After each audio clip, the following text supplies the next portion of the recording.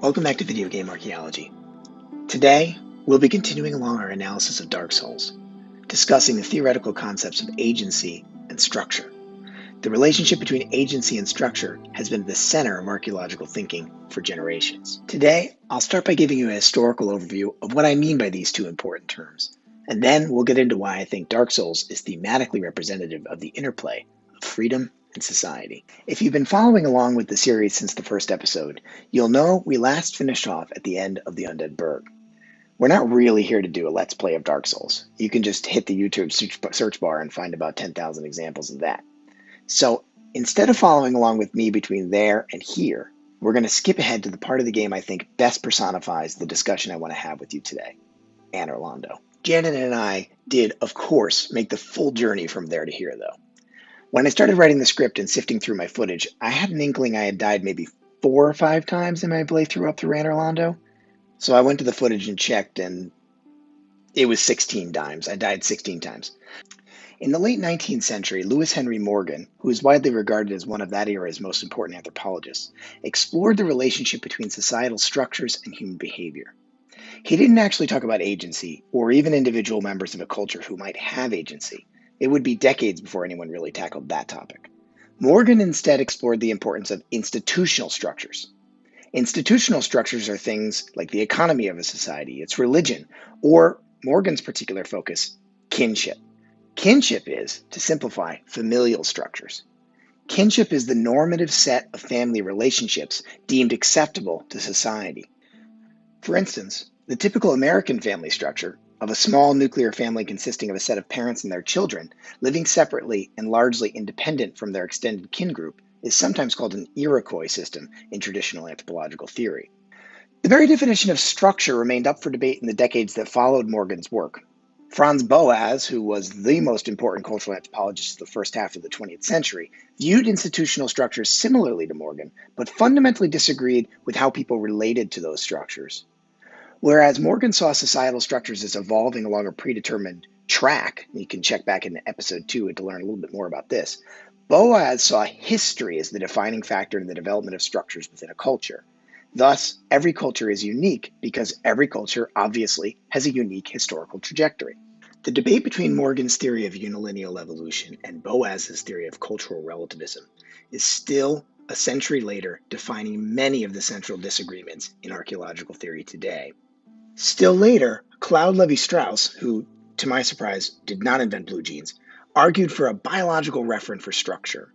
Lévi-Strauss claimed that structures existed within the human mind, that the way our brain worked was by structuring the world into binaries. He believed humans subconsciously categorized everything in the world into these binaries, and that we could decode cultural behavior by understanding these divisions. For instance, Lévi-Strauss would say that we divide food into the categories of cooked and raw. The food binary might be further linked with others, like cultural relationships. Thus, cooked is to raw as culture is to nature, as insider is to outsider. So exactly like those analogies you did in your SATs or your ACTs. This was the way Lévi-Strauss sort of was trying to model the human subconscious and how it linked to culture.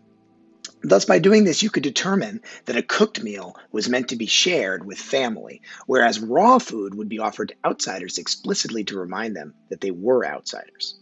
I think that psychological research has pretty much knocked down Lévi-Strauss's understanding of the human mind, but his ideas continued to be influential in anthropology, and the search for the quantifiable relationships between different institutional structures and human behavior continued apace. Interest in agency rose during the early postmodern movements of the 1960s. Bourdieu is known for his studies of practice and taxonomy, and if you don't know who Bourdieu is, go back and check out episode 1. He framed agency as very simply the ability of people to act in the world, to do what he called practice in the world. Bourdieu thought that people came to understand their world by constantly creating folk taxonomies, basically mental lists and maps of their social relationships and their relationships with the physical world. This seems obviously influenced by Lévi-Strauss's ideas, who came before him. Later, Foucault stressed the importance of power in the use of practice. Basically, not all actors have the access to the same levels of power. Thus, structure again becomes relevant. Structures bestow and control power, and thus hem actors in and limit their practice. Structures do this sometimes overtly, like If you break a law, you're thrown in prison.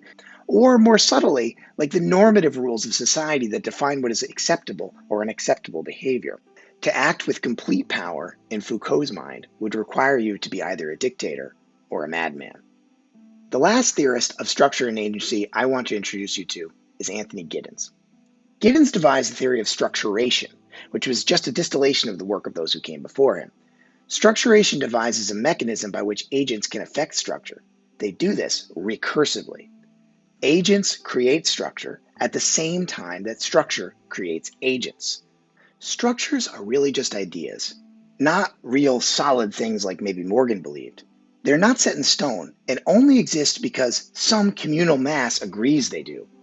Not inconsequentially, this is also how money works. By this notion, agents can affect structure simply by pushing at the boundaries of normative behavior. They influence others, and with time and pressure, culture can change in this way. How in the hell does this in any way relate to Dark Souls? Well, I'm getting to it. Ultimately, if we draw on the work of Morgan, Boas, Lévi-Strauss, Bourdieu, Foucault, Giddens, and others, we can recognize that power gives agents the ability to manifest their will through structure. They do this by asserting control over epistemology. Having power means you get to decide what is true knowledge. Powerful agents get to decide what is the correct way to be. Places are particularly important to the process of epistemological control, and physical control too by an extension. Prisons, asylums, museums, reservations, internment camps, concentration camps, etc. Living in and controlling these spaces is how people dominate or are dominated.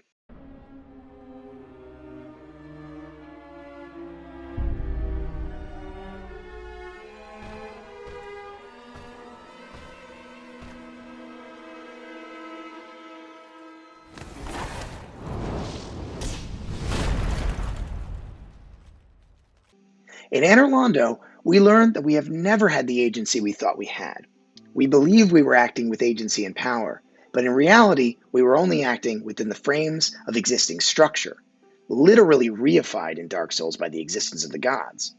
This emerges as the central theme, the axis around which the whole series rotates.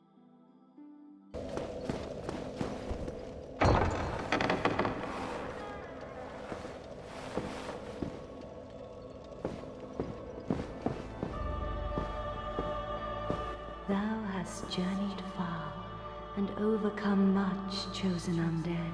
Come hither, child. O chosen undead, I am Gwynevere, daughter of Lord Gwyn and Queen of Sunlight. Since the day Father his form did obscureth, I have awaited thee. I bequeath the Lord vessel to thee.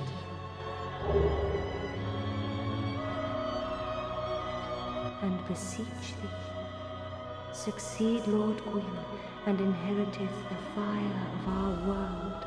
Thou shalt endeth this eternal twilight, and avert further undead sacrifices.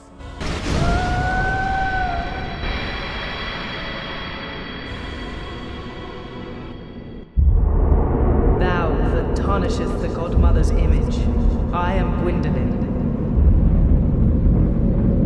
And thy transgression shall not go unpunished. Thou shalt perish in the twilight of Anor Londo.